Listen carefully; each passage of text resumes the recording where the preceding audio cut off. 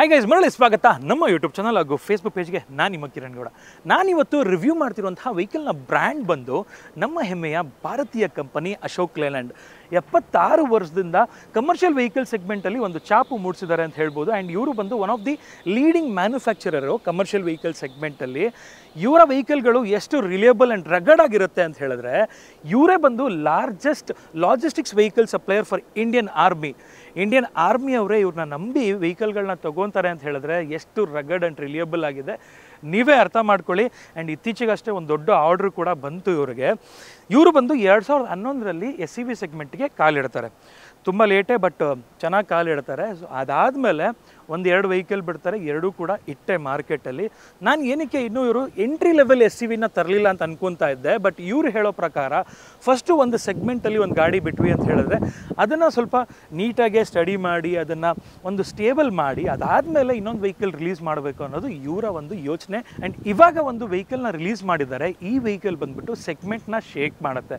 ಏನಕ್ಕೆ ಅಂತ ಹೇಳಿದ್ರೆ ಸೆಗ್ಮೆಂಟಲ್ಲಿ ಇಲ್ಲದೇ ಇರುವಂತಹ ಒಂದಷ್ಟು ಫೀಚರ್ಸ್ಗಳನ್ನ ಇದರಲ್ಲಿ ತುಂಬಿ ಕೊಟ್ಟಿದ್ದಾರೆ. ಆ್ಯಂಡ್ ವೆಹಿಕಲ್ಲು ಕೂಡ ತುಂಬ ಪ್ರಾಮಿಸಿಂಗ್ ಆಗಿದೆ, ಪ್ರಾಕ್ಟಿಕಲ್ ಆಗಿದೆ.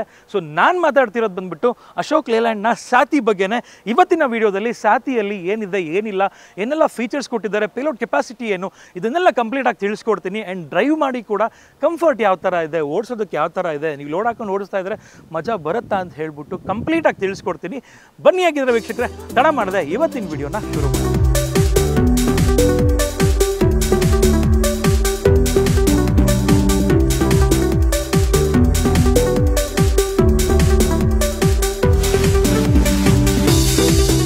ವಾಕ್ ಅರೌಂಡ್ ತೋರಿಸೋದಕ್ಕೂ ಮುಂಚೆ ಏನು ಬೆಸ್ಟ್ ಇನ್ ಕ್ಲಾಸ್ ಫೀಚರ್ಸ್ ಬರುತ್ತೆ ಇದರಲ್ಲಿ ಬೇರೆ ಗಾಡಿಗಳಿಗೆ ಕಂಪೇರ್ ಮಾಡಿದ್ರೆ ಅಂತ ಹೇಳ್ಬಿಡ್ತೀನಿ.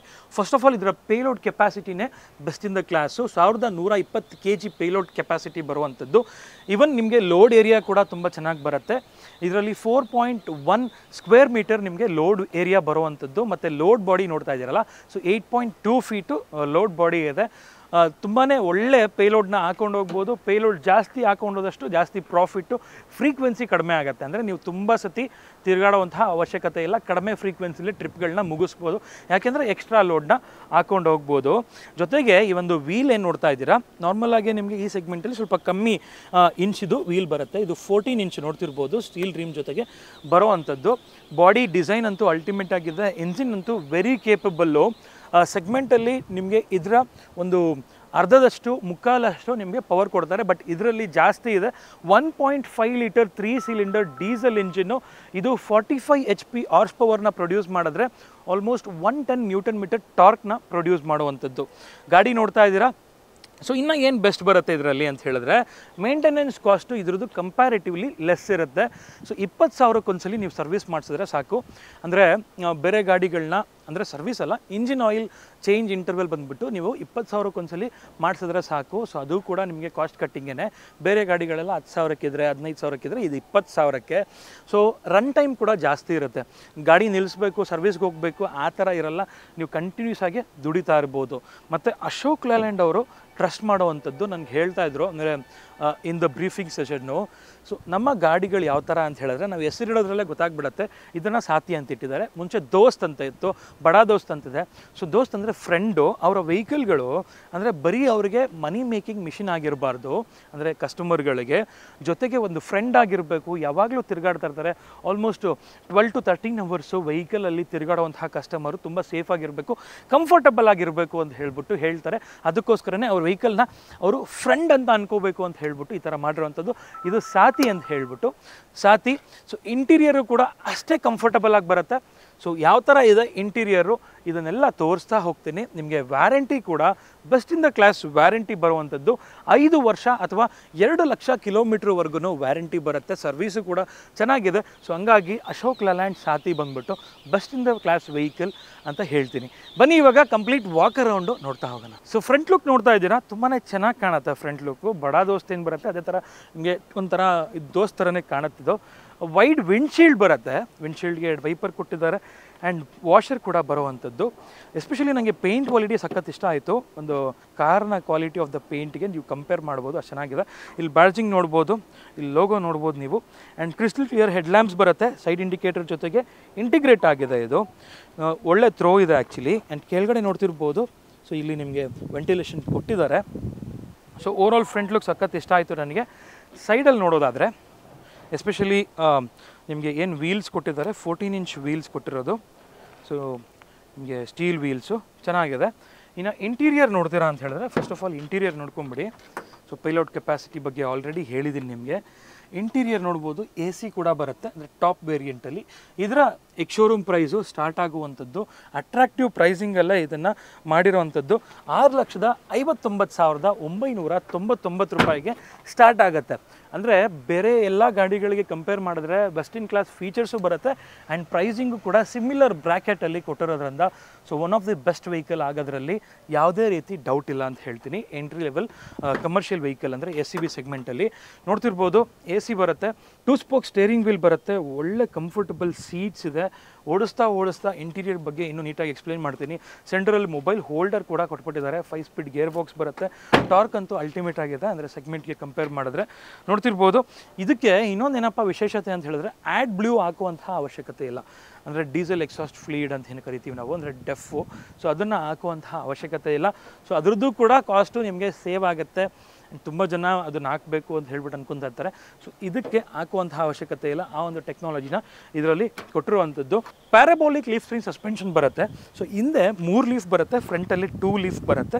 ಸೊ ಒಳ್ಳೆ ಟ್ಯೂನಿಂಗ್ ಮಾಡಿದ್ದಾರೆ. ಹಿಂದೆ ಒಳ್ಳೆ ಲೋಡ್ನ ಹಾಕೊಂಡೋದ್ರೂ ಕೂಡ ರಿಜಿಡ್ ಆಗಿರಬೇಕು, ಆ ಥರ ಒಂದು ಸಸ್ಪೆನ್ಷನ್ ಸೆಟಪ್ಪು ಕೊಟ್ಟಿರುವಂಥದ್ದು. ಒಳ್ಳೆ ಕಂಫರ್ಟ್ ಕೂಡ ಇಂಟೀರಿಯರಲ್ಲಿ, ಅಂದರೆ ಒಳಗಡೆ ಮುಂದೆ ಇದೆ.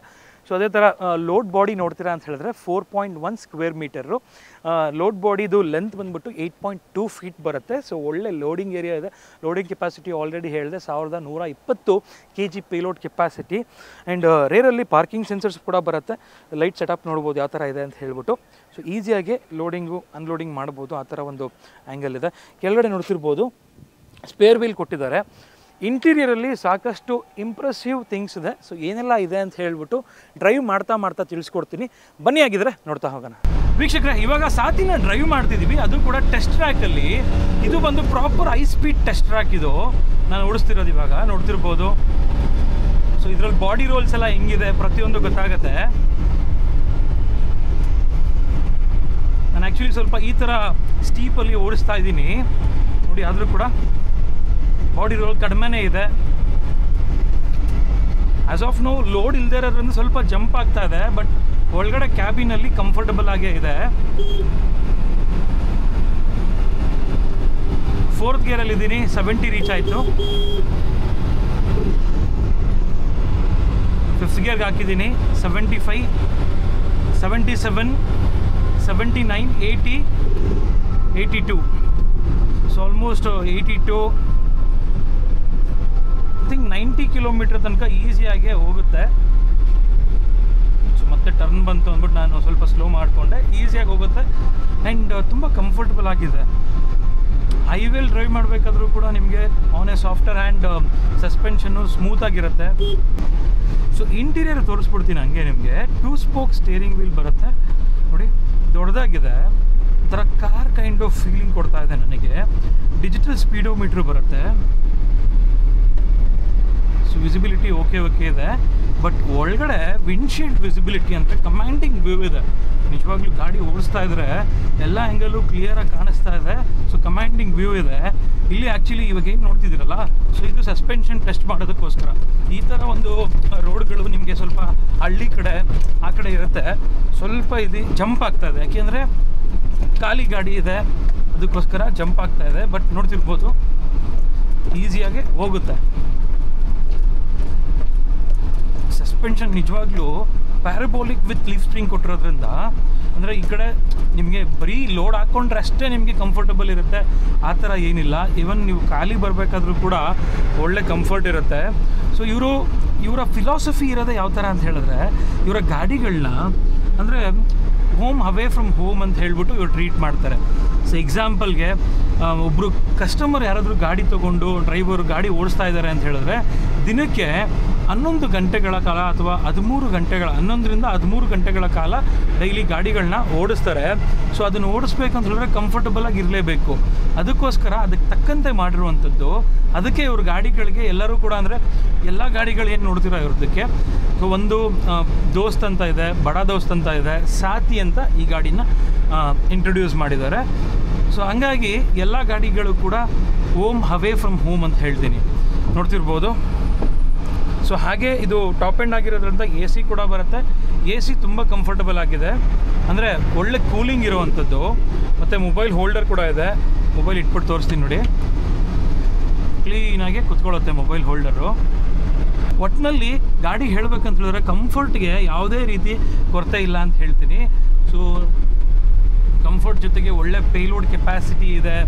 ಎಲ್ಲ ರೀತಿಯಲ್ಲೂ ಕೂಡ ಅಂದರೆ ಬೆಸ್ಟ್ ಇನ್ ಕ್ಲಾಸ್ ಫೀಚರ್ಸು ಇದರಲ್ಲಿದೆ. ಅದನ್ನು ಆಲ್ರೆಡಿ ಹೇಳಿದ್ದೀನಿ. ಆ್ಯಂಡ್ ಡ್ಯಾಶ್ ಬೋರ್ಡ್ ಕೂಡ ನೋಡ್ಬೋದು, ಲೇಔಟ್ ಯಾವ ಥರ ಇದೆ ಅಂತ ಹೇಳ್ಬಿಟ್ಟು. ಒಟ್ಟಿನಲ್ಲಿ ಕಾರ್ ಲೈಕ್ ಫೀಲಿಂಗ್ ಇದೆ. ಸೊ ಯಾರೆಲ್ಲ ಗಾಡಿ ನೋಡ್ತಿದ್ದೀರಾ, ಸೊ ಎಂಟ್ರಿ ಲೆವೆಲ್ ಒಂದು SUV ಸೆಗ್ಮೆಂಟಲ್ಲಿ ಇದು one of the best vehicle ಅಂತ ಹೇಳ್ತೀನಿ. ಸೊ ಗಾಡಿ ಇಷ್ಟ ಆಗಿದ್ರೆ ದಯವಿಟ್ಟು ಲೈಕ್ ಮಾಡಿ ಆ್ಯಂಡ್ ಶೇರ್ ಮಾಡಿ. ವಿಡಿಯೋ ಇಷ್ಟ ಆಗಿದ್ರೆ ಫಾಲೋ ಮಾಡೋದನ್ನ ಮರಿಬೇಡಿ. ಸೊ ಈ ವಿಡಿಯೋ ನಿಮಗೆಲ್ಲ ಇಷ್ಟ ಆಗಿದೆ ಅಂತ ಭಾವಿಸ್ತಾ ಈ ವಿಡಿಯೋನ ಇಲ್ಲಿಗೆ ಎಂಡ್ ಮಾಡ್ತಿದ್ದೀನಿ. ಸಿಗೋಣ ನೆಕ್ಸ್ಟ್ ವಿಡಿಯೋದಲ್ಲಿ. ಅಂಟಿಲ್ ದೆನ್ ಪ್ಲೀಸ್ ಲೈಕ್ ಮಾಡಿ, ಶೇರ್ ಮಾಡಿ ಹಾಗೂ ಸಬ್ಸ್ಕ್ರೈಬ್ ಮಾಡ್ಕೊಳ್ಳಿ. Thanks for watching friends. Bye.